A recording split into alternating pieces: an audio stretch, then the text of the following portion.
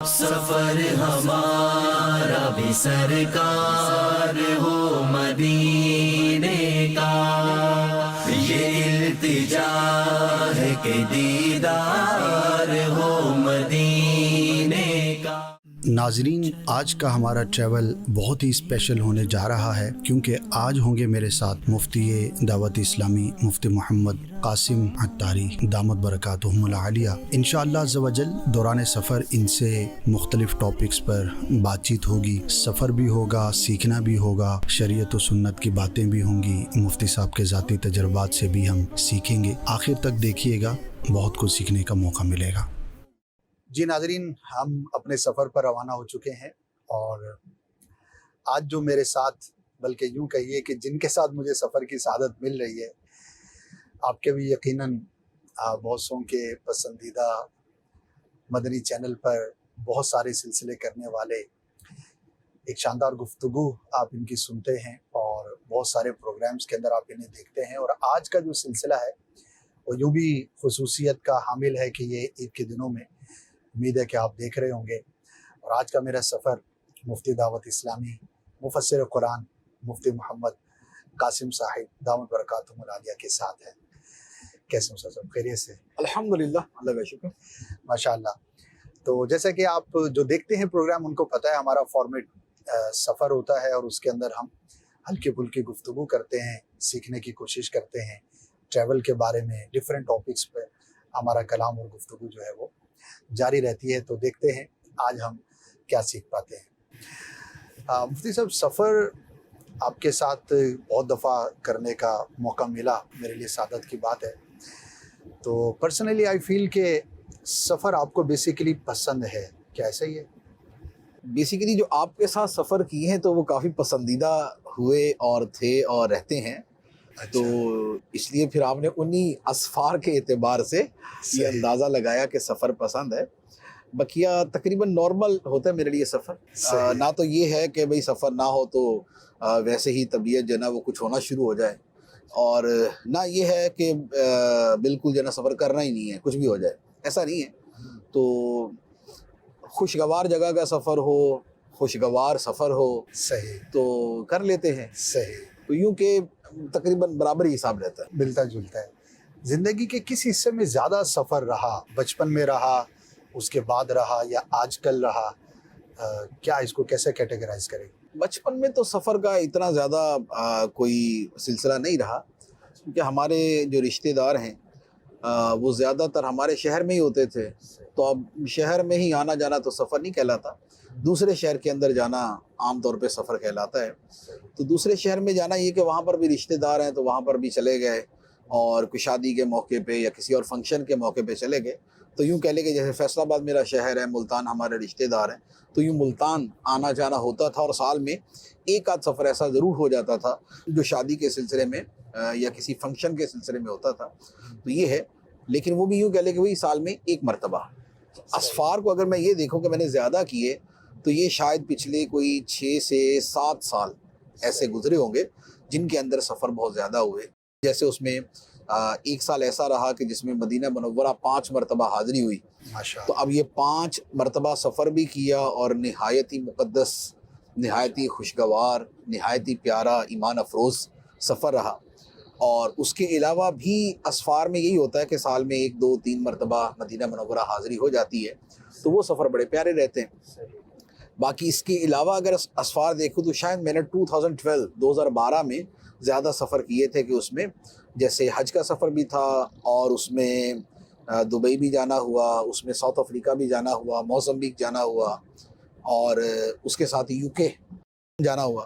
تو یہ ایک سال کے اندر زیادہ سفر کیے۔ لیکن میں یہ کہوں گا کہ شاید 2024 یہ میری زندگی کے سب سے زیادہ سفروں کا مہینہ ہے، اسفار کا مہینہ ہے، کیونکہ 2024 کے اندر تقریباً 3 سے 4 مرتبہ مدینہ منورہ بھی حاضری ہوئی، اور اس کے علاوہ امریکہ بھی گیا، UK بھی گیا، اٹلی گیا، اسپین گیا۔ تو یہ پچھلا جو سال ہے یہ اس حوالے سے کافی مصروف رہا، بلکہ اتنا مصروف ہو گیا تھا جب 5-6 سفر مسلسل ہو گئے تھے، تو اس کے بعد میں نے نیت کر لی تھی کہ اب اگلے 6 مہینے تک میں نے کوئی سفر نہیں کرنا سوائے مدینہ منورہ کے۔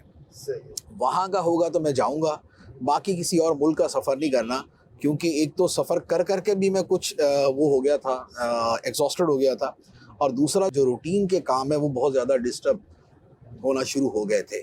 तो यूँ कुछ अरसे से सफ़र की तरकीब ज़्यादा शुरू हो गई। सही, माशाअल्लाह।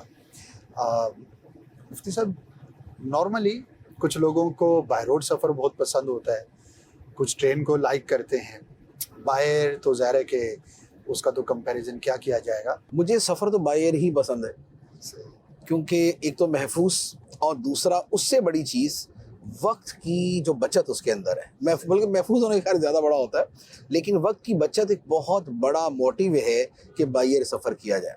अब यहाँ से मसलन अगर मुझे फैसलाबाद या लाहौर जाना है, अब अगर बाय रोड जाएं तो भी 14 से लेकर तकरीबन 18 घंटे, बाय ट्रेन जाएं तो ट्रेन की मर्ज़ी है तो भी 14 से 18 घंटे या इससे भी ज़्यादा हो सकते हैं, और बाय एयर में यह है कि आप 1.5 घंटे में पहुँच जाते हैं, तो वक्त की बचत जिसके अंदर ज़्यादा हो। बाकी यह है कि ट्रेन और बाय रोड जो है, बाय रोड और बाय ट्रेन जो है, इसमें वक्त तकरीबन बराबर ही लगता है, लेकिन उसमें जो ट्रेन का सफ़र है वो कंफर्टेबल ज़्यादा है, क्योंकि उसमें मुझे जो एक एडवांटेज मिलता है वो ये है कि ट्रेन के अंदर मुताला करना बड़ा आसान है। आप बस में या कार में सफ़र करते हैं, कोच में सफ़र करते हैं, तो उसमें आप मुताला इतना कर नहीं पाते कि उसके अंदर जो है ना वो मूवमेंट बहुत ज़्यादा होती है। लेकिन ट्रेन चूँकि बिल्कुल एक स्मूथली चल रही होती है, पता भी नहीं चल रहा होता कि सफ़र जारी है, तो उसमें मुताला करना जो है बड़ा आसान हो जाता है। और मुझे ज़्यादातर जो है ना वो ट्रेन का सफ़र मुताले की वजह से ज़्यादा पसंद है। फिर मुताले के साथ उसमें सोना, ये एक बहुत आसान है कि उसमें बर्थ होता है तो बर्थ पे आदमी सो जाता है, तो सफ़र भी हो गया, नींद भी उसकी पूरी हो गई, तो एक ये फ़ायदा भी मिल जाता है। तीसरा ये है कि नमाज के एतबार से आसानी रहती है, क्योंकि ट्रेन के अंदर ये है कि रुकती तो हमारी मर्ज़ी से नहीं है, और नहीं रुक रही तो चलती में पढ़ लें, बाद में दोहरा लें उसे। लेकिन जो ये बस कोच वगैरह का मामला होता है, तो इनके अपने जो स्टॉप होते हैं उससे पहले ये रुकेगी नहीं, और चलती के अंदर पढ़ना बड़ा मुश्किल है। इल्ला ये कि आप अपनी ही गाड़ी के ऊपर सफ़र कर रहे हो, अपनी कार है उस पर सफ़र कर रहे हैं, तो अब इस सूरत में ये है कि फिर आप कंफर्टेबली रुक भी जाते हैं, तसल्ली से नमाज भी पढ़ लेते हैं, तो ये फिर नमाज के एतबार से ये आसान हो जाता है। सही। ड्राइविंग तो आप करते हैं, मैंने ज़ाहिर देखा ही है बारहा। So do you love to drive या नहीं? मैं ये कहूँगा कि लव का मसला तो बड़ा दूर की बात है मैं लाइक भी नहीं करता इसे, या अल्लाह। और ड्राइविंग जो है ना, यानी आई वुड से कि आई डिसलाइक अच्छा, ड्राइविंग, चले तो लफ्ज़ ही मैं बदल पसंद गया। नहीं करता। मैं, मेरे घर से फैज़ानी मदीना का फासला 2.5 किलोमीटर है, तो 2.5 किलोमीटर या ऐसे भी कुछ कम है, और मुझे ये भी अच्छा नहीं लगता या अल्लाह। ये भी होता है यार, ये क्या है ये, यानी उसकी वजह ये है कि 5 मिनट का सफ़र 15 मिनट में होता है रोडों की वजह से, और वो भी मुझे कोई इतना ज़्यादा पसंद नहीं है। तो ड्राइविंग जो है ना, यूँ कह लें कि हॉबी शॉबी तो दूर की बात है, बिल्कुल किसी उसमें आती नहीं है, लाइकिंग की कैटेगरी के अंदर ही नहीं आती है। चले जी, नाज़रीन के लिए दिलचस्पी का बाइस होगा। सफ़र कहा जाता है कि लर्निंग का, सीखने का बहुत बड़ा एक ज़रिया है, और कई स्पीकर्स को, कई बुक राइटर्स को, जहाँ पे भी लर्निंग की बात होती है, तो जो चंद बुनियादी चीज़ें बयान की जाती हैं, तो उनमें एक ट्रैवल भी है। तो मैं चाहूँगा कि इसको थोड़ा सा एक्सप्लेन अगर आप फरमाएं कि क्या ऐसी चीज़ है कि सफ़र में इतना इसको बयान किया जाता है कि लर्निंग है। बज़ाहिर देखा जाए तो बंदा एक जगह से दूसरी जगह सिर्फ जा ही रहा है, लेकिन इसको इतना ज़्यादा बयान किया जाता है, तो आप क्या फरमाते हैं इस बारे में? सफ़र वसीला ज़फ़र, वसीला इल्म है, इल्म हासिल होता है। लेकिन इसको थोड़ा सा अगर आप यूँ समझें ना, तो बात ज़्यादा क्लियर हो जाएगी कि एक आदमी दरिया किनारे है, और हम उसे कहें कि यार दरिया में पानी बहुत होता है, वहाँ जाएंगे बहुत पानी मिलेगा। अच्छा, अब एक बंदा गया, शाम को वापस आया, उसने कहा मुझे तो कोई पानी नहीं मिला। तो उससे हम कहते हैं कि भाई साहब ये कैसे हो सकता है यार, आप दरिया किनारे गए और आपको पानी नहीं मिला, ये कैसे हो सकता है? उसने कहा हाँ देखिए ये खाली बर्तन है मेरा। उससे पूछा कि आपने उसमें पानी में बर्तन डाल के निकाला था? उसने कहा नहीं, ये नहीं किया था मैंने। अच्छा, तो भाई अगर बंदा कोशिश नहीं करेगा तो फिर वो दरिया के पास जाके भी खाली हाथ वापस आएगा। दरिया के पास जाकर भी पानी लेने के लिए कुछ, जिसे कहते हैं ना, मशक्क़त उठानी पड़ती है, कुछ हाथ बढ़ाना पड़ता है, कुछ कोशिश करनी पड़ती। यही मामला सफ़र से सीखने का है। एक बंदा अगर घर से निकलता है, मसलन बाई एयर, यहाँ से वो अमेरिका चला जाता है, अब वो यहाँ से घर से निकला, एयरपोर्ट पे गया और वहाँ जाके चुप करके बैठ गया। वहाँ से जाके वो प्लेन में बैठा और प्लेन उड़ा और मंजिल पे पहुँच गया। वहाँ से वो घूम फिर के वापस आ गया। उसने अपने जहन को इसके लिए तैयार किया ही नहीं कि मैं कुछ ऑब्ज़र्व करूं, कुछ चीज़ों का मुशाहदा करूं, मैं कुछ लोगों से गुफ्तगू के एतबार से बातचीत करके उनसे कुछ सीखूं, मैं लोगों के अहवाल को देखकर उसको कुछ एनालाइज करूं और कुछ उससे अक्स करने की कोशिश करूं। तो अगर बंदा ये कोशिश करेगा तो उसे बहुत कुछ सीखने को मिलेगा, वरना फिर ये है कि वही दरिया किनारे जाके वापस आने वाली बात है। होता ये है कि इल्म के ज़राए हैं, यानी उसके मुख्तलिफ सोर्स हैं बंदा जिससे इल्म सीखता है। तो एक इल्म का ज़रिया है किताब पढ़ना, आदमी किताबों में लोगों के तजर्बात, हालात, वाक़यात पढ़ता है। दूसरा है कि उन तजर्बात से आदमी खुद गुज़रता है। अब तजर्बात से गुज़रने से जो इल्म हासिल होता है वो किताबों के पढ़े हुए से ज़्यादा होता है। तीसरे नंबर पे है कि वो लोगों के अहवाल का मुशाहदा करता है और उससे कुछ सीखता है, उसमें अच्छों की अच्छाई देखता है, बुरों की बुराई देखता है, लोगों के अच्छे हालात भी देखता है, लोगों के बुरे हालात भी देखता है। किसी की अच्छी हालत क्यों है उसके असबाब भी उसके सामने आते हैं, और किसी की बुरी हालत क्यों होती है उसके असबाब भी उसके सामने आते हैं। तो अब अगर वो उनमें से हर चीज़ से कुछ सीखने की कोशिश करता है तो उसे फिर इतना कुछ सीखने को मिलेगा कि जो उसकी पूरी ज़िंदगी में उसे काम देगा। जैसे अगर हम एक आम सी मिसाल देखें, एक आदमी ने ये देखा कि भाई अगर जहाज़ लेट हो जाता है तो आपके शोर मचाने और चीखने से उसने जल्दी नहीं आना। वो जहाँ लेट हुआ है उसने अब वहाँ से लेट ही आना है, और जितनी देर में आना है उसने उतनी देर में ही आना है। अब आप वहाँ खामोश रहें या वहाँ शोर कर लें, कुछ भी कर लें, उससे जहाज़ की सेहत पे कोई फ़र्क नहीं पड़ना। तो अब ऐसी सूरत में क्या है कि आदमी ज़रा तसल्ली से बैठ जाए और अपने आप को, जिसे कहते हैं ना, थोड़ा सा नॉर्मलाइज करे और अपने आप को किसी और चीज़ में मसरूफ़ कर ले और किसी और काम में लग जाए। उसका वक्त भी गुजर जाएगा, और ये जो एक अपने आप को यानी कि यूँ कह ले कि खुद अज़ियती के अंदर डालना है, अपने आप को परेशानी में डालना, या अपने ब्लड प्रेशर को ख़राब करना, या अपने मूड को ऑफ करना, या अपनी तबीयत को ख़राब करना, इन सब चीज़ों से आदमी बच जाता है। तो ये यानी कि लर्निंग की एक चीज़ है कि बंदा जिससे सीखता है। दूसरा ये भी होता है, सफ़र में दुनिया भर के लोग होते हैं। हम अगर जैसे यहाँ से दुबई जाते हैं, दुबई से अगर आगे किसी मुल्क में जाते हैं, यूके चले जाते हैं, हमारे जहाज़ के अंदर जो है जर्मनी का बंदा भी होगा, यूके का भी होगा, दुबई का भी होगा, किसी और मुल्क का भी होगा। इतने सारे मुल्कों के लोग हैं, हम उन सब के कल्चर देखते हैं, हम उनकी आदत देखते हैं, हम उनके मिजाज देखते हैं। अच्छा, अगर हमारे साथ जो बैठने वाला है अगर वो कोई साहिब इल्म है, साहिब तजर्बा है, तो उससे हमें बहुत कुछ सीखने को मिल जाता है। अब अगर हम उसे कुछ सीखने की कोशिश करते हैं तो ज़बरदस्त बात है। मुझे याद है एक मरतबा हम नेपाल से आ रहे थे, तो नेपाल से हम आ रहे थे दुबई, और दुबई से जाना था मदीना मनोवरा। मैं और मेरे साथ अब्दुल हबीब भाई। अब हम जब नेपाल से चले ना, तो हमारी सीट पे एक तीसरा बंदा बैठा हुआ था। 3 की सीट थी, तो तीसरा बंदा वो था। तो अब्दुल हबीब भाई ने उससे ऐसे ही पूछ लिया कि आप क्या करते हैं? तो उसने बताया कि वो जो होता है ना, वो क्या उसको बोलते हैं, वो कॉन्फ्लिक्ट मैनेजमेंट और इस तरह की चीज़ें करने वाले, पीपल्स स्किल जिसको मजमूए को कहते हैं। हाँ, यानी कि वो बेसिकली यानी कि जो बड़ी बड़ी कंपनियों के क्राइसिस को मैनेज करते हैं और उसको ठीक करते हैं ना, ये वाली चीज़।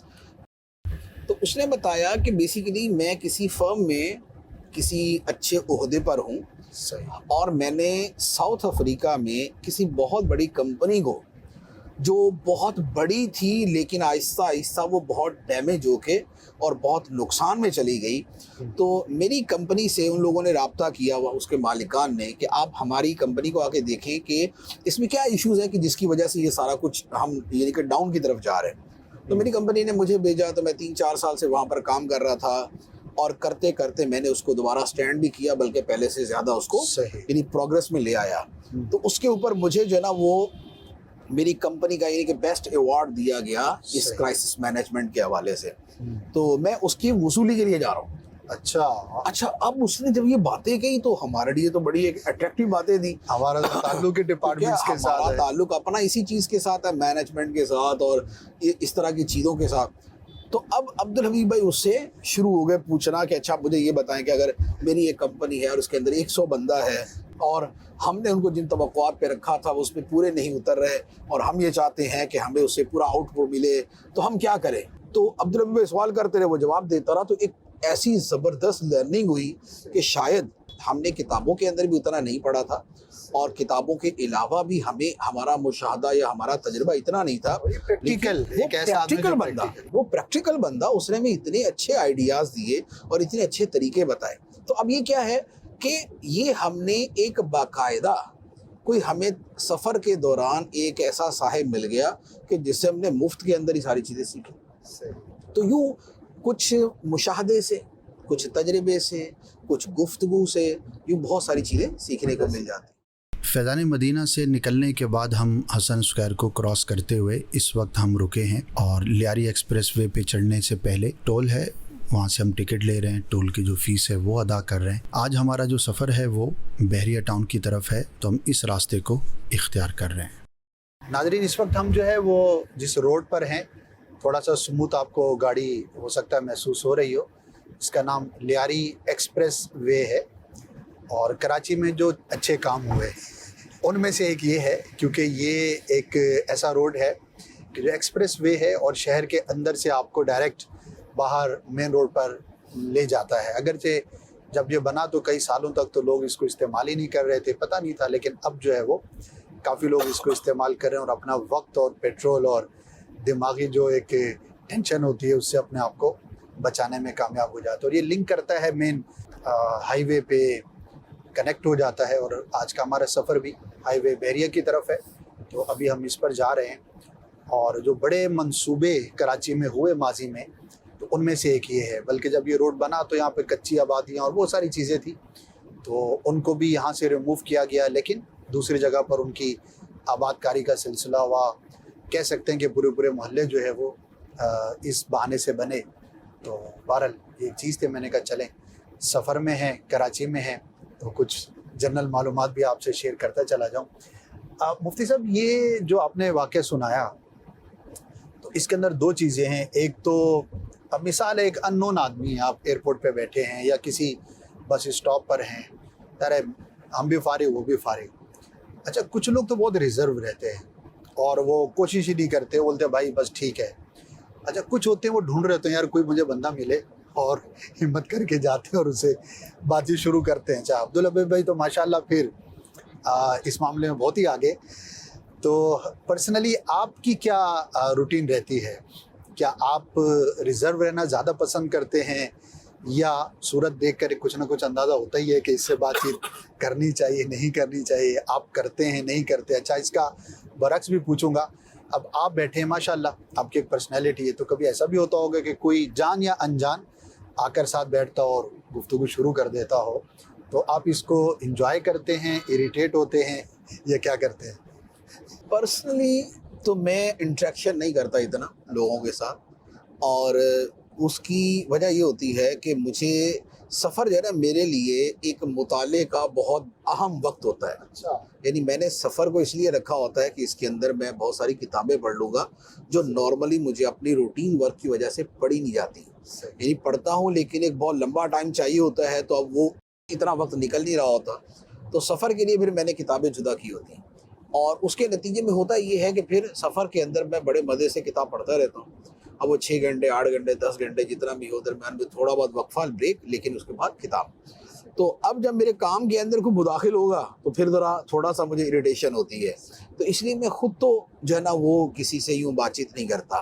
ہاں، اگر کوئی ساتھ بیٹھ جائے اور وہ بات چیت شروع کر دے تو پھر اچھے انداز کے اندر جواب دیتے ہیں، الا یہ کہ اس کا موضوع فضولیات نہ ہو. یعنی کہ جیسے بیٹھتے ساتھ ہی جو ہے نا کسی ایسے موضوع پر گفتگو شروع کر دی کہ جس پر بات کرنا جو ہے نا صرف وقت گزاری تو ہو سکتا ہے، حاصل وصول کچھ نہیں.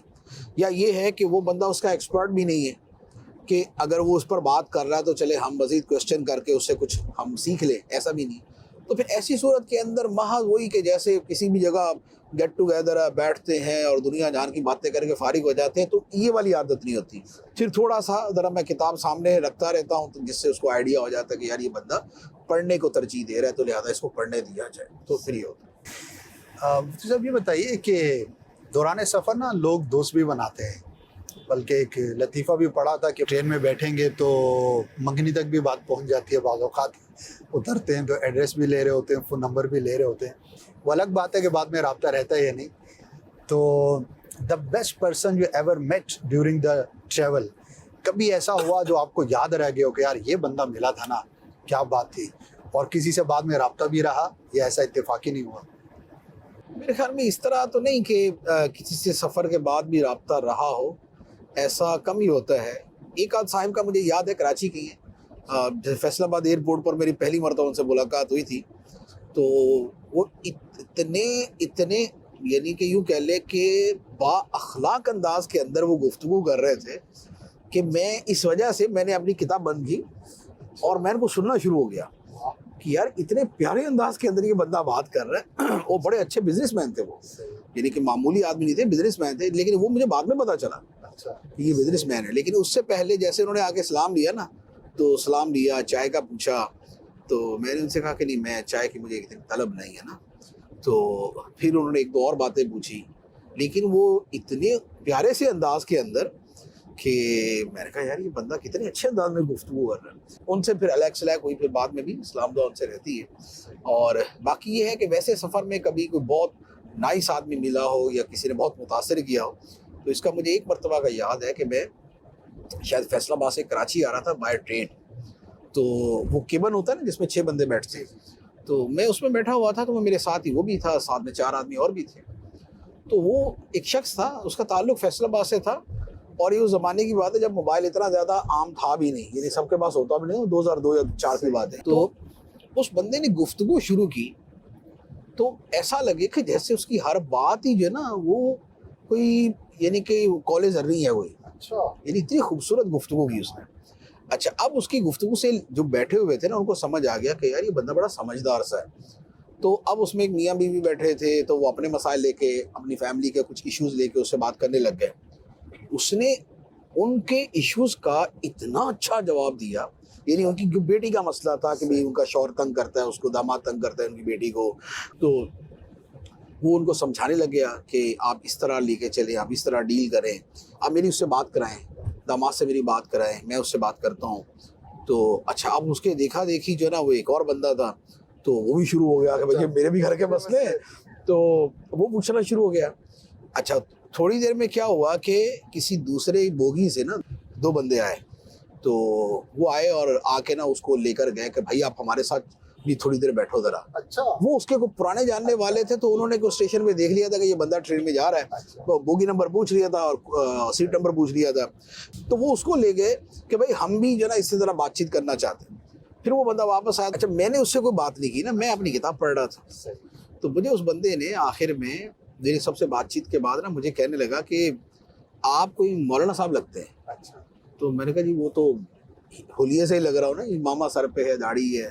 اچھا، آپ شاید لوگوں کو نا کوئی شرعی مسئلے بتاتے ہیں. اچھا، یہ ابھی آپ نے تعارف نہیں کروایا؟ تعارف کروایا تھا. یہ اس بندے نے آبزرو کر لیا کہ آپ لوگ نہیں وہ 2002-4 کی بات ہے، نہیں آپ لوگوں کو شرعی مسئلے بتاتے ہیں. میں نے کہا جی میں یہی کرتا ہوں. تو پھر اس نے اس کی تعریف شروع کر دی نا کہ شریعت، دین، شرعی مسئلے بتانا، لوگ اس سے دور ہیں، لوگوں کو اس کی ضرورت ہے، لوگوں کو پوچھنا چاہیے. بڑی اچھی گفتگو کرتا رہا. تو اچھا، پھر میں نے اس سے پوچھا، میں نے کہا بھی آپ کرتے کیا ہیں؟ کیونکہ میں خود اس کی باتیں سن کے میں کہہ رہا تھی یار اتنا وہ سمجھدار بندہ بھی ہو سکتا ہے. تو اس نے کہا کہ اس نے بتایا کوئی اس کی شاپ تھی فیصل آباد میں، مطلب الیکٹرانکس کی تھی یا کسی اور چیز کی تھی. اور ساتھ میں اس نے پھر یہ کہا کہ اصل میں نے اپنے گھر میں اپنا جو میرا ڈرائنگ روم ہے، میں بیٹھک جو ہے میری، میں نے اسے نا رکھا ہوا ہے لوگوں کے مسائل حل کرنے کے لیے. اچھا، تو میں اس میں میری ہابی ہے یہ کہ میں بیٹھتا ہوں تو میری گلی کے، تو رشتہ داروں کے، تو دور پار کے کوئی کسی طرح کے ایشوز آئیں تو جس طرح ایک کنسلٹنٹ ہوتا ہے تو میں ان کو جو ہے وہ مشورے دیتا ہوں، ان کی کہانی سنتا ہوں. تو یہ یوں میرا ایک شوق ہے، تو میں زیادہ وقت اس کے اوپر لگاتا ہوں. تو یہ کہہ لیں کہ شاید جو نا میں اگر سفر کے اندر کسی بندے سے متاثر ہوا تو یہ بندہ تھا. نام وغیرہ تو مجھے بھی یاد نہیں ہے اس کا، لیکن بہرحال اس کی گفتگو بہت اچھی تھی. صحیح. چلے، ایسا ناظرین آپ کے ساتھ بھی ہوا ہوگا، اور شاید ایسے افراد کے جن سے بندہ متاثر ہو، اچھا لگے، بھلا لگے، وہ کم ہی ہوتے ہیں. مفتی صاحب سے یہ نہیں پوچھوں گا کہ کس کس نے تنگ کیا ہے، کیونکہ اس کی لسٹ بہت لمبی ہوگی، کیونکہ مجموعی طور پہ ہمارے کلچر میں کہیے یا انوائرمنٹ میں کہیے تو لوگ جب کسی کے ساتھ انٹریکشن کرتے ہیں تو اس کا معاملہ بڑا عجیب و غریب بھی ہوتا ہے بعض اوقات، اور کوئی بھی سلجھا ہوا آدمی یا سمجھدار آدمی اس چیز میں ویسا پارٹیسپیٹ نہیں کر سکتا. بعض اوقات تو ایسے عجیب و غریب معاملات بھی ہوتے ہیں. تو بہرحال ملے جلے جو ہے وہ سلسلے جو ہے وہ رہتے ہیں. بندے کو کوشش کرنی چاہیے کہ اگر کوئی واقعی اچھا آدمی ہے تو اس کے ساتھ انٹریکشن جو ہے وہ کر لینا چاہیے. مفتی صاحب کبھی لانگ سفر پر جاتے ہیں اور ساتھ میں کوئی چاہیے کہ بھئی کوئی نہ کوئی ساتھ ہونا چاہیے، سفر ہی ایسا ہے، آپ کیا سلیکٹیو ہیں اس معاملے میں یا نہیں؟ نمبر 1. نمبر 2، جب بھی لمبا سفر ہو اور کسی کو ساتھ لینا ہے تو کیا ایسی چیزیں جو وہ دیکھنی چاہیے؟ کیونکہ ناظرین میں ایک تعداد ہوگی جو سفر کرتی ہوگی یا آئندہ سفر کرے گی، اور بعض اوقات سفر بڑا شاندار ہوتا ہے، بندے نے لاکھوں روپے خرچ بھی کیے، لیکن وہ جو ساتھ ہے اس کی وجہ سے سارا سفر جو ہے وہ عجیب و غریب ہو جاتا ہے. اچھا، سفر میں آپ نے کسی کو ساتھ لے لیا، اب اس کو اتار تو نہیں سکتے کہ بھائی روکنا ذرا، اس کو تو اتارو، یہ بھی نہیں ہوتا. تو کیا سجیسٹ کریں گے، کیا ایکسپیرینس ہے؟ کیونکہ ماشاءاللہ دعوت اسلامی کے تعلق سے بھی پرسنلی بھی آپ نے جتنا ٹریول کیا ہے تو میں سمجھتا ہوں کہ آپ کے تجربات سے لوگوں کو فائدہ ہوگا.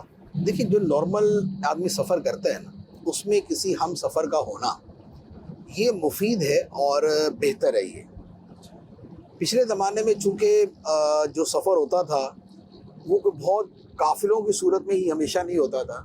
کوئی بندہ تنہا بھی کہیں نہ کہیں جاتا تھا، اور پھر راستے میں جنگل بیابان ہوتے تھے. تو اس حوالے سے نبی پاک علیہ الصلوۃ والسلام نے یہ باقاعدہ فرمایا تھا کہ تمہیں کوئی شخص بھی جو ہے وہ اس طرح بیابان جنگلات کا جو ہے وہ تنہا سفر نہ کرے. خدا نہ خواستہ کوئی مس ہیپ ہو جائے اس کے ساتھ تو اس کے پیچھے تو گھر میں خبر دینے والا بھی کوئی نہیں ہوگا کہ بندہ گیا تھا، کہاں ہوا، کیا ہوا، اس کے ساتھ کچھ بھی نہیں. تو ہم سفر کا ساتھ ہونا جو ہے یہ قسم کا یوں کہہ لے کہ ایک سپورٹنگ چیز ہوتی ہے. اچھا، دوسری بات یہ ہے، آج کے سفر میں اگرچہ جدت آ چکی ہے لیکن تب بھی سفر میں کسی کا ساتھ ہونا جو ہے یہ بہرحال فائدے مند ہی ہوتا ہے. کیونکہ جب آدمی سفر کرتا ہے تو اب کسی کو اگر ساتھ لے کے جائے گا تو سوچ سمجھ کے لے کے جائے گا، اسی کو لے کے جائے گا جس سے سفر کرنا اس کے لیے مفید بھی ہو اور اسے اچھا بھی لگے. تو اس لیے کسی کا ساتھ ہونا جو ہے وہ عام طور پہ سفر وہ خوشگوار ہو جاتا ہے. تو یوں ہم سفر ساتھ ہونا چاہیے. اچھا، لیکن یہ ہے کہ بعض اوقات یہ ہے کہ سفر کی نوعیت ایسی ہے کہ جس میں اس نے جانا ہی کے لیے. جیسے اگر میں اپنا کہوں تو اب میں اگر UK یا امریکہ جاتا ہوں تو اب یہ سفر ایسے ہیں کہ مثال کے طور پہ میں وہاں پر جا رہا ہوں بیانات کے لیے. اب اس میں ہم سفر کہاں سے تلاش کروں؟ ٹھیک ہے نا، یعنی کہ وہاں کا خرچہ ہی اتنا ہے کہ اب ہم سفر اتنی قربانی دے کہ وہ اتنے پیسے خرچ کرے اور پھر وہ ساتھ جائے تو یہ مشکل ہو جاتا ہے. تو اس لیے پرسنلی میں جو سفر کرتا ہوں وہ بہت زیادہ جو ہے نا وہ تنہا ہی سفر ہوتے ہیں، خاص طور پہ بیرون ملک ہے یہ تنہا سفر ہوتے ہیں. پاکستان میں ہوتا ہے کہ پاکستان میں اگر کہیں جانا ہے اور وہ بھی قریب میں، جیسے کراچی میں ہے تو حیدرآباد جانا ہے تو اس میں کچھ نیک لوگ میرے ساتھ ہوتے ہیں آپ جن میں آپ بھی شامل ہیں. وہ جو ہے سفر ہے ایسا کہ جس میں کوئی نہ کوئی ساتھ ہوتا ہے. باقی جیسے فیصل آباد لاہور جانا ہے تو اس میں تو 1.5 گھنٹے کا سفر ہے، وہاں جا کے مزید کمپنی وہاں کے لوگوں کے مل جائے گی تو اس میں اتنی کسی کی حاجت نہیں ہوتی. لیکن بہرحال یہ ہے کہ ہم سفر کا ساتھ ہونا یہ ایک مفید چیز ہی ہے. صحیح، ماشاءاللہ. اچھا ناظرین، ابھی ہم آلموسٹ جو ہے وہ جو ٹول پلازا ہے کراچی گیٹ جو ہے اس کے قریب ہے. راستے میں سبزی منڈی، فروٹ منڈی، جو مدنی چینل دیکھنے والے ہیں انہوں نے دیکھا ہوگا عالمی مدنی مرکز فیضان مدینہ پرانی سبزی منڈی لکھا ہوتا. تو پہلے یہ وہیں پر تھی، اطراف میں چاروں طرف کہہ سکتے ہیں کہ منڈی تھی. وہ دن بھی ہم نے دیکھے، لیکن اب وہ شفٹ ہو کر باہر آ گئی. اسے ایک تو کنجسٹڈ ایریا تھا وہ کافی کھلا ہو گیا.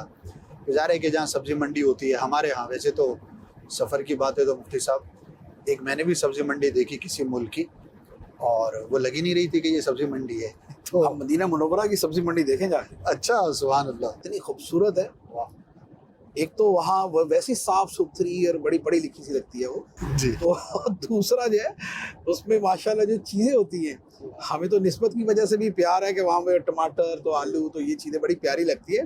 لیکن انہوں نے جس طریقے سے اس کو نہلا دھلا کے رکھا ہوتا ہے اور جتنا وہ ماشاءاللہ سوٹڈ بوٹڈ قسم کے وہ لگ رہے ہوتے ہیں تو بڑا مزہ آتا ہے وہاں دیکھنے. بڑا مدینہ منورہ کی منڈی بڑی پیاری ہے سب.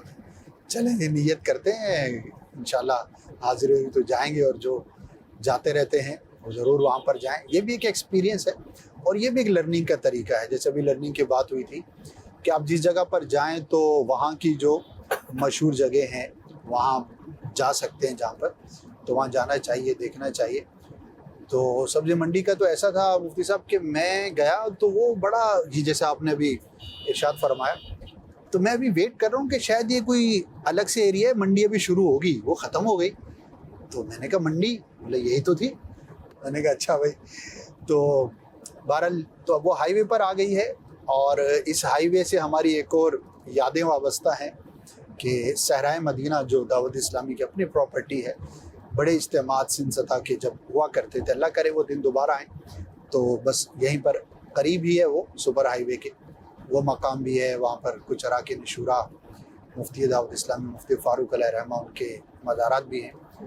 تو بہرحال ریسٹورنٹس ہیں ہائی وے پہ، کبھی کھانے کے لیے بھی بندہ آ جاتا ہے. تو بڑا ایک خوبصورت جو ہے یہ سفر رہتا ہے. پھر یہ کنیکٹ کرتا ہے آگے سندھ میں ٹریول کے بعد، پھر یہ پنجاب موٹر وے کے ساتھ کنیکٹ ہو جاتا ہے. بیچ میں ابھی قربانی کی منڈی بھی یہیں پر ہے نا، مواشی منڈی ساری بالکل وہ بھی اسی روڈ کے اوپر آ جاتے ہیں. اور میں سمجھتا ہوں کہ دنیا کی بڑی منڈیوں میں سے ایک ہوگی، یا سب سے بڑی بھی کہہ سکتے ہیں، ایشیا کی غالباً کہا جاتا ہے، ایشیا کی سب سے بڑی ہوگی.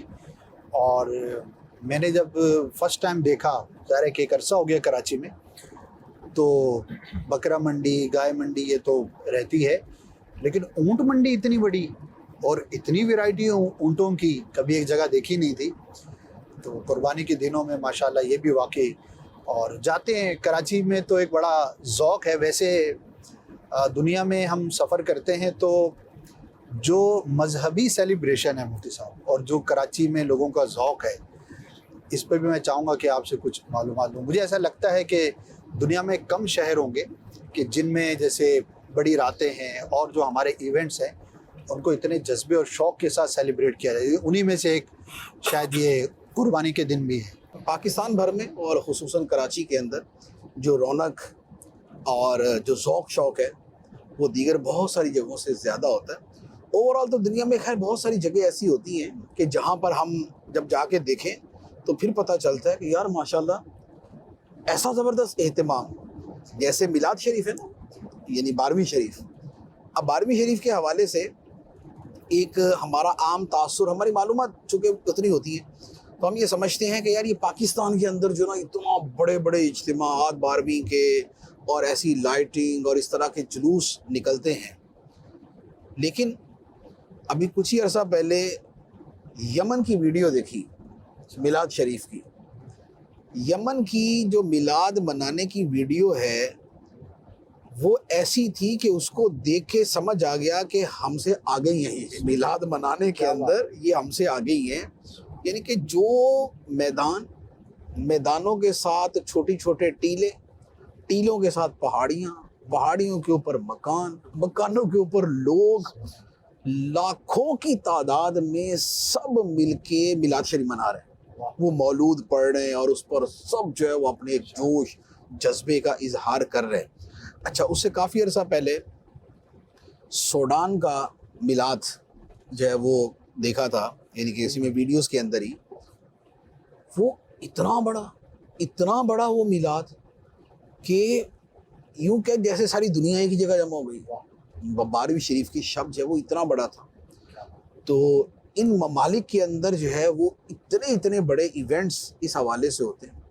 تو یوں جو ہے وہ دیگر چیزوں کے اعتبار سے بھی، تو قربانی کا مجھے آئیڈیا نہیں ہے کہ دنیا بھر میں قربانی کس ملک میں کس انداز میں کی جاتی ہے، لیکن کم از کم ہم اپنے اعتبار سے دیکھیں تو الحمدللہ ہمارے یہاں پر جو ہے وہ اس کا قربانی کا ایونٹ جو ہے عبادت کے طور پہ، سنت ابراہیمی کے طور پہ بڑے ذوق شوق سے اور بڑے اچھے انداز کے اندر جو ہے وہ سیلیبریٹ کیا جاتا ہے. ماشاءاللہ. تو جب آپ یہ سلسلہ دیکھ رہے ہیں تو ہو سکتا ہے قربانی ہی کے دن ہوں گے، امید تو یہی ہے. تو آپ نے خیال رکھنا ہے صفائی ستھرائی کی، جیسا کہ بات ہوئی، تو اس چیز میں ہمارے ہاں کافی کمی ہے. ہم گورنمنٹ کو ملزم قرار دیں اور چیزوں کو، اداروں کو، ٹھیک ہے جس کی جو ذمہ داری ہے اس کو کرنی چاہیے، لیکن بہت ساری چیزیں ایسی ہیں جو ہم اپنے طور پر بھی کر سکتے ہیں. جیسے جہاں جانور ذبح کیا ہے تو وہاں پہ صفائی کا خیال کر لیں، اسی طرح جانور باندھنے میں، چارہ ڈالنے میں اور دیگر چیزوں کے اندر. تو بہرحال ہمیں خیال رکھنا چاہیے. اور کئی جگہ ایسی ہیں جہاں پر مفتی صاحب بہت مینیجیبل طریقے پہ جو ہے وہ کرتے ہیں. مجھے 1 سال میں نے قربانی یا غالباً 2 سال ساؤتھ افریقہ میں کی، تو وہاں وہی ٹوکن سسٹم ہے، مخصوص جگہ ہے، آپ کو ٹائم دیا جائے گا، آپ جائیں. آپ چاہیں تو اپنے ہاتھ سے بھی ذبح کر سکتے ہیں، ورنہ قصاب ہے، آپ کا نام جب لیا جائے گا تو آپ وہاں پر جائیں، ذبح کروائیں، پھر وہیں پر مشینوں میں اس کا گوشت یعنی کہ بڑے پیسز میں اس کو کاٹ دیتے ہیں. تو آپ جب گھر آتے ہیں تو گویا کہ ایک تیار شدہ آپ چیز لے کر آتے ہیں. اور جس علاقے میں جانوروں کو باندھنے کا اور سلسلہ ہوتا ہے تو وہ بڑا صاف ستھرا اور اچھا نظام ہوتا ہے. ہمارے یہاں بھی اب کافی، میں پازیٹیو بھی اس کو چاہوں گا کہ بیان کیا جائے. اب جو نیو سوسائٹیز اب ڈیولپ ہو رہی ہیں پاکستان میں، ایک تو پرانا محلے داری کا نظام ہے، ان سوسائٹیز میں نے کئی جگہ پر دیکھا ہے کہ اب وہاں پہ بھی باقاعدہ اس طرح کا نظام لا رہے ہیں کہ ہر جگہ پہ نہیں باندھنا، ذبح کا طریقہ ہے، پھر چیزوں کو جو بہتر کیا جا رہا ہے. تو ظاہر ہے شعور بڑھتا ہے، چیزیں بہتر ہوتی ہیں اور اس سے جو ہے وہ سلسلہ رہتا ہے. مفتی صاحب کسی شہر میں جاتے ہیں، آپ کسی ملک میں جاتے ہیں، سفر کرتے ہیں، تو کبھی جیسے مقدس مقامات تو اسپیسیفک ہے نا، وہ تو ظاہر ہے. اب مدینہ منورہ گئے ہیں تو وہاں سرکار کے بارگاہ میں حاضری ہے، بقی شریف ہے، اور پھر دیگر جو زیارتیں ہیں، مکہ بھی ہو گیا. اسی طرح اور عراق جائیں گے تو بغداد شریف. اس سے ہٹ کر اگر کسی جنرل مقام پر ہم جاتے ہیں تو کیا آپ کے ذہن میں کچھ ہوتا ہے کہ اس شہر کی کچھ چیزوں کو وزٹ کیا جائے اور جس سے فائدہ ہو، دینی فائدہ ہو، پرسنل فائدہ ہو؟ تو اس کے بارے میں آپ کیا فرمائیں گے؟ 2-3 چیزیں پرسنلی تو میرا اپنا ایک یوں کہہ لے کہ معمول ہے کہ جیسے میں کسی شہر میں جاؤں، اور ایک تو یہ ہوتا ہے کہ وہاں پر اگر کوئی مزار ہے کسی بزرگ کا تو اس مزار پر حاضری دینے کی کوشش کی جائے. تو ایک تو یہ ہوتا ہے. دوسرا یہ ہوتا ہے کہ اس شہر میں اگر کوئی اچھی لائبریری ہے تو اس لائبریری کا وزٹ کیا جائے. عام طور پہ یورپین کنٹریز میں، امریکہ میں، UK میں، یہاں پر میں جب بھی گیا ہوں تو میں نے کسی نہ کسی لائبریری کا وزٹ کیا ہے. جیسے امریکہ میں گیا تھا تو وہاں پر 2 لائبریریز میں گیا تھا میں. ایک ہیوسٹن کی جو سینٹرل لائبریری تھی اس میں، اور دوسرا یہ جو ٹیکساس وہ ہے اسٹیٹ ہے، اس میں آسٹن شہر ہے اس کا کیپٹل. تو آسٹن یونیورسٹی کی جو لائبریری تھی میں اس میں گیا تھا. اور جسے کہیں کہ بہرحال ان 2 لائبریریوں کو دیکھ کے تو جو دل خوش ہوا کہ واقعتاً جو طلب تھی نا کہ کوئی یونیک قسم کی لائبریری نظر آئے، تو وہ لائبریری مجھے مل گئی وہاں پر. اچھا، ابھی لاسٹ ٹائم جو ہے میں ابھی UK گیا تھا، تو وہاں ہمارا جو وہ تھا دستار بندی کا اجتماع، یعنی ہمارے جو دعوت اسلامی کے جامعہ سے دورہ حدیث سے جو فارغ ہو کے عالم بنے تھے، تو ان کی جو ہے تقریب اسناد، تو اس میں وہ لندن کے قریب تھی وہ. تو پھر وہ لندن ہم ایک دن پہلے چلے گئے. تو پھر میں جو لندن کی جو برٹش لائبریری ہے، جو دنیا کی مشہور ترین لائبریریوں میں شمار کی جاتی ہے، تو پھر میں اسپیشل وہاں پر گیا نا، وہاں کی بھی کتابیں میں نے جا کے دیکھی. اس سے کچھ عرصہ پہلے میں گیا تھا تو میں نے آکسفورڈ یونیورسٹی کی جو لائبریری ہے میں نے وہ دیکھی، کیونکہ وہ بھی بڑا نام ہے اس کا دنیا میں کتابوں کی تعداد اور دیگر چیزوں کے اعتبار سے. تو میں آکسفورڈ یونیورسٹی کی لائبریری میں گیا تھا. تو یوں میں کسی شہر میں جاؤں تو میرے ذہن میں ایک لائبریری کا ضرور ہوتا ہے کہ اگر اچھی لائبریری ہے اور تو پھر وہاں کا وزٹ کروں، میں کتابیں دیکھوں، نئی نئی کتابوں سے تعارف ہوتا ہے، لائبریریوں کے مختلف انداز دیکھنے کو ملتے ہیں. اچھا، تیسری چیز ہوتی ہے میوزیم. کیونکہ میوزیم جو ہے نا وہ بہت ساری انفارمیشن کا ایک یوں گلے ذخیرہ ہوتے ہیں. جیسے مجھے یاد ہے میں پہلی مرتبہ جب UK گیا تو مانچسٹر میں سائنس میوزیم ہے. اب مانچسٹر جو ہے یہ سائنسی ایجادات کے اندر اس کا بڑا پرانا نام ہے، یہ کہ شروع کے بڑی بڑی چیزوں کی ایجادات کے اندر اس کا نام ہے. یونیورسٹی آف مانچسٹر کا بھی نام ہے اس حوالے سے. تو اب میں وہاں گیا تو میں نے وہاں جا کے یہ سائنس میوزیم ہے. اچھا، اسی طرح جو آرٹ میوزیم ہوتا ہے، آرٹ میوزیم میں یہ ہوتا ہے کہ آرٹ کے اندر آپ کو ایک ہسٹری ملتی ہے کہ کس زمانے میں کس چیز کا کیا کلچر رہا، جیسے سکے کون سے تھے، برتن کون سے تھے، رہائشیں کیسی تھی. تو یوں اس طرح کی بہت ساری چیزیں دیکھنے کو ملتی ہیں. تو اس طرح کی چیزیں بھی جو ہے نا وہ میں دیکھتا رہتا ہوں. لندن کے اندر بھی اس طرح کا ایک میوزیم ہے، وہ بھی دیکھا. بلکہ وہاں پر کیا نام ہے، ابھی وہاں یہ UK میں بھی اور وہاں پر اٹلی میں، وہاں پر میں نے دیکھا تھا اسلحے کا میوزیم، آرٹری میوزیم، یعنی کہ کس زمانے میں فوجی کون سا اسلحہ استعمال کرتے تھے، کیونکہ اس کا تعلق تاریخ کے اس پہلو کے ساتھ بھی ہے کہ جو پہلو ہماری زندگی اور ہمارے اسلام کی تاریخ کے اندر بھی ایک بڑی اہمیت رکھنے والا ہے کہ جن قوموں کو غلبہ ملا کیسے ملا، اور اس کے پیچھے کے اسباب کے اندر ایک علم اور ایک طاقت، یہ دو چیزیں ہوتی ہیں نا، علم ہے اور طاقت ہوتا ہے۔ تو علم لائبریریوں میں اور تاریخ میوزیم میں اور طاقت جو ہے وہ اس طرح کی میوزیم میں، تو یہ والی چیزوں کا میں نے مشاہدہ وغیرہ کیا، تو یوں اس طرح کا دیکھنے کا جو ہے نا وہ سلسلہ چلتا ہے۔ خالی لائبریریاں تھیں مفتی صاحب یا کوئی وہاں پہ لوگ پڑھنے پڑھانے والے بھی تھے؟ اور دنیا میں زیادہ مطالعہ یا اسٹڈی کا ذوق کس ایریا میں آپ نے دیکھا؟ جنرل پبلک کی بات ہو جا رہا ہے، جو ہے ہی پڑھنے پڑھانے والا طبقہ تو وہ تو دنیا میں کہیں بھی ہوگا، اس کا تو تعلق ہوگا، لیکن ایز اے نیشن کہیں تو ایز اے نیشن کے ویسے تو خیر یعنی کہ عرب ممالک میں بھی میں نے لائبریریز دیکھی ہیں اور وہاں پر جانے والوں کا رجحان بھی دیکھا ہے۔ جیسے دبئی کے اندر الماجد لائبریری ہے، وہاں 2-3 مرتبہ جانا ہوا تو وہاں پر بھی ایک اچھا خاصا لوگوں کی آمد و رفت تھی، لوگ دیکھ بھی رہے تھے، پڑھ بھی رہے تھے۔ اچھا، اسی طرح وہاں پر ایک لائبریری بنی ہے جو بک شیپ کے اندر ہے، دبئی کے اندر ہی عمارت ایسی اس کی عمارت ہی بک شیپ میں ہے، یعنی دور سے دیکھیں تو جیسے کتاب ہوتی ہے نا اس طرح کی ہے، لیکن اندر جائیں تو اتنی بڑی لائبریری ہے کہ آدمی دنگ رہ جائے کہ یہ کتاب میں اتنی کتابیں ہی ہیں۔ تو وہاں پر بھی لوگوں کا آنا جانا تھا اور لوگ جا رہے تھے، لیکن یہ ہے کہ وہاں پر جیسے پڑھنے والے کم تھے، تصویریں بنانے والے زیادہ تھے، تو یہ والی چیزیں تھیں۔ اور باقیہ تو ہے کیا نام ہے، جیسے لندن کی لائبریری ہے اور کیا نام ہے آسٹن لائبریری، اس کا میں کہہ رہا ہوں، تو یہ وہاں پر یعنی تعداد تھی پڑھنے والوں کی، یعنی کہ لوگ جسے کہنا کہ بہت بڑی تعداد کے اندر اسٹوڈنٹس اور افراد لوگ جاتے ہیں پڑھتے ہیں۔ تو بہرحال دنیا میں جہاں لائبریریاں ہیں وہاں پڑھنے کا بھی رجحان ہے۔ اب یا تو لائبریریاں اس وجہ سے ہیں کہ پڑھنے کا رجحان ہے، یا پڑھنے کا رجحان اس لیے کہ وہاں لائبریریاں ہیں، تو یوں ملا جلا حساب۔ دونوں چیزیں جو ہے وہ ہو سکتی ہیں۔ میں نے اپنی زندگی میں سیکنڈ ہینڈ بکس کی ایک لائبریری اس کو کہیں یا بک شاپ کہیں، ساؤتھ افریقہ میں ہی جونسبرگ کے اندر 4 یا 5 اسٹوری بلڈنگ، اور بقول اس کے جو وہاں بیٹھا ہوا تھا کہ 2 کروڑ کہہ رہا کہ میرے پاس کتابیں ہیں۔ اچھا، اب 2 کروڑ کتابیں اب گننا تو ممکن نہیں تھا، لیکن بہرحال کافی بڑی جگہ اور 4 سے 5 اسٹوری بلڈنگ اور زمین سے چھت تک کتابیں ہی کتابیں۔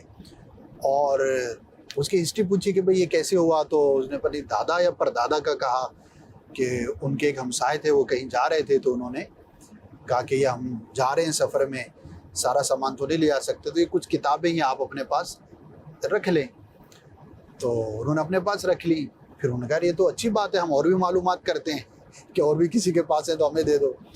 تو بولا دادا یا پردادا جو اس کو جمع کرنا جو وہ شروع ہوئے تھے، کرتے کرتے پھر ہمارا یہ پروفیشن بن گیا، اور آج 45 یا 50 سال ہو گئے تو ہم یہی کرتے ہیں، اور سیکنڈ ہینڈ بکس جو ہے نا وہ لوگ ہمیں دے جاتے ہیں، ہم خرید کے رکھ لیتے ہیں۔ اور مینیج نہیں تھا وہ، میں نے کہا بھی اگر اس ٹاپک پر کتاب چاہیے ہو تو بولا آپ جائیں دیکھ لیں۔ میں نے کہا یار خود ہی کہہ رہے ہو کروڑوں کتابیں ہم اس میں جا کے کہاں دیکھیں۔ تو اچھا وہ جو بیٹھا ہوا تھا وہ بھی جو ہے نا وہ ایک اولڈ سٹائل کا ہی لگ رہا تھا، اس کا بھی جو انداز تھا ویسا ہی کچھ تھا۔ بہرحال آلویز لائبریریز ہو گئی، جانا، لرننگ ہوتی ہے، سیکھنے کا موقع ملتا ہے۔ اور ایک جگہ پہ بہت اچھی چیز یہ دیکھنے کو ملی کہ ایک ایریا تھا جس کو انہوں نے نام دیا ہوا تھا لائف سٹائل کا، یعنی کہ جو زندگی کی بنیادی چیزیں ہوتی ہیں ان سامانوں پر وہ مشتمل جگہ تھی۔ تو میرا وہاں جانا ہوا کسی کام سے، تو اس کے اندر لائبریری بھی تھی اور بک شاپ تھی۔ تو مجھے بڑا اچھا لگا کہ دیکھیں لائف کا حصہ جہاں پر ڈیکوریشن ہے، جہاں پر فش کے ایکویریمز ہیں، تو برڈز ہیں، تو بیڈ روم کی چیزیں ہیں، تو اس کے اندر ایک بکس کا بھی پورشن ہے۔ اس کا مطلب ہے کہ جو زندہ قومیں ہوتی ہیں وہ پڑھتی ہیں۔ تو ایز اے مسلم ظاہر ہے کہ ہماری تو تعلیم ہی، پڑھنا پڑھانا اور علم کی فضیلت جتنی اسلام نے بیان کی، اس سے بڑھ کر کون بیان کرے گا۔ تو ہمیں نیت کرنی چاہیے کہ ہم پڑھیں، اور جتنا زیادہ پڑھیں گے انشاءاللہ اتنا فائدہ ہوگا۔ دعوت اسلامی کی بات کر لیتے ہیں تو امیر اہل سنت ہر ہفتے ایک رسالے کا جو ٹارگٹ دیتے ہیں، تو ماشاءاللہ ہزاروں، بعضوں کا لاکھوں میں فگر ہوتا ہے، لوگ پڑھ رہے ہوتے ہیں۔ تو ناظرین آپ کنیکٹ رہیں گے تو انشاءاللہ علم حاصل کرنے کا آپ کو مزید جو ہے وہ ذوق شوق برقرار رہے گا۔ ہم ابھی بحریہ ٹاؤن میں داخل ہوئے ہیں، جن کی طرف ابھی جانا ہے ہمیں، جہاں سے ملاقات کرنی ہے، تو وہ چونکہ بحریہ میں ہی ہوتے ہیں، تو یہاں پر 2-4 منٹ کا بھی سفر ہے، پھر انشاءاللہ وہاں پہنچیں گے اور مفتی صاحب چائے بھی پئیں گے۔ ویسے آپ عصر سے مغرب آفس میں اگر ہوتے ہیں تو چائے کا موڈ ہوتا ہے یا گھر پر؟ یہ ٹائم ہوتا ہے۔ یہ ٹائم، چلیے ٹی ٹائم ہے اور نماز بھی ادا کریں گے انشاءاللہ، پھر جو ہے وہ کچھ ڈسکشن آپ سے مزید شیئر کریں گے۔ جی، سفر کرتے ہوئے ہم آدھ گھنٹے سے زیادہ کا ٹریول کر چکے ہیں اور اس وقت ہم بحریہ ٹاؤن پہنچ چکے ہیں۔ میرا چلنا، میرا رکنا، میرا جانا، میرا آنا، ہو تیرے واسطے پوری ہو دعائیں یا اللہ۔ بحریہ ٹاؤن کراچی میں ہی پہنچ کر ہم نے نماز عصر ادا کی۔ نماز عصر کے بعد چونکہ جب آفس میں ہوتے ہیں وہاں پر بھی چائے پینے کا موڈ ہوتا ہے، بلکہ میں یہ سمجھتا ہوں کہ شاید بہت سارے لوگ جب 6-8 گھنٹے کام کر لیتے ہیں تو چائے کی طلب ہوتی ہے، خاص طور پر ہمارے ساحلی علاقوں میں۔ تو ہم بھی ایک جگہ پر چائے پینے کے لیے بیٹھے، کھلی جگہ تھی اور پرفضا مقام تھا، شام کا وقت تھا، اور میرے پسندیدہ اوقات میں سے ایک وقت مغرب سے کچھ دیر پہلے کا وقت بھی ہوتا ہے۔ مفتی صاحب کے ساتھ چائے بھی پی، بات چیت بھی ہوئی مختلف ٹاپکس پر۔ میرا چلنا، میرا رکنا، میرا جانا، میرا آنا، ہو تیرے واسطے پوری ہو دعائیں یا اللہ۔ One of the best timings in my life, تو الحمدللہ وہاں پر ہم نے وقت صرف کیا اور پھر ہم نماز مغرب کے لیے روانہ ہو گئے۔ جی ناظرین، ہم نے نماز عصر کے بعد کچھ دیر چائے پی اور اس کے دوران بھی ہماری گفتگو رہی، لیکن وہ ساری گفتگو آپ تک نہیں پہنچی۔ اب جو ہے وہ نماز مغرب کا وقت ہو گیا تھا، تو نماز مغرب الحمدللہ ہم نے ادا کی۔ اب ہمارا واپسی کا سفر ہے۔ الحمدللہ بہت کچھ سیکھنے کا موقع ملا۔ آلویز مفتی صاحب کے ساتھ جب سفر رہا تو بڑا ہی لرننگ والا رہا، سعادتوں والا، برکتوں والا۔ اللہ پاک ہم سب کو مفتی صاحب کی بھی برکتیں عطا فرمائے، اور جب بھی ہمارا سفر ہو یا اس وقت بھی اگر کچھ لوگ سفر میں ہوں یا آئندہ کریں تو سب کا سفر جو ہے وہ بخیر ہو اور ہر طرح کی آزمائشوں سے آپ محفوظ رہیں۔ مدنی چینل دیکھتے رہیے، انشاءاللہ نیکسٹ ایپیسوڈ میں کسی اور اسلام بھائی کے ساتھ جو ہے وہ ہم سفر کریں گے، انشاءاللہ وہ بھی آپ تک پہنچانے کی کوشش ہوگی۔ اللہ پاک ہم سب کو دین و دنیا کی برکتیں بلائیاں نصیب فرمائے، آمین بجاہ النبی الامین صلی اللہ علیہ وسلم۔ سفر ہمارا بھی سرکار ہو مدینے کا، یہ التجا ہے کہ دیدار